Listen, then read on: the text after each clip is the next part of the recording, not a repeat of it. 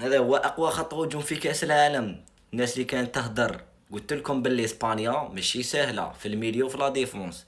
لا لا، اقوى خط هجوم ومنا وانت باك تحب تطيح ديفيرون، انا نطيح ديفيرون صاحبي.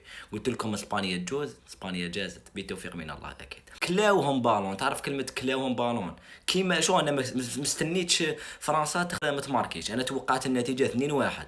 اقوى خط هجوم ولا يبان اضعف خط هجوم، يا ربي ما كاش ما يديروا والو. سيمون اللي تحتها كان يدير قهوه واتاي من الاخر.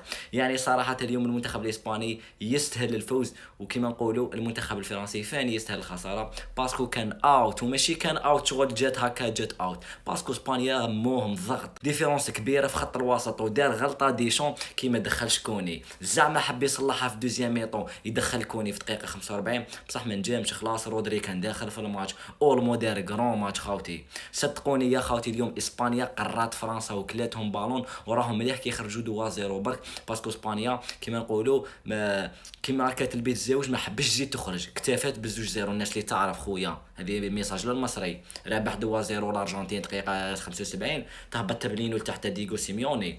المهم خلينا مصر. رسميا اسبانيا تتاهل الى نهائي كاس العالم كما توقعت، وهكا خليني نقول رسميا اسبانيا هي بطلة كاس العالم. ابارسا خلونا نراكم في صندوق التعليقات ويا درا التوقعات.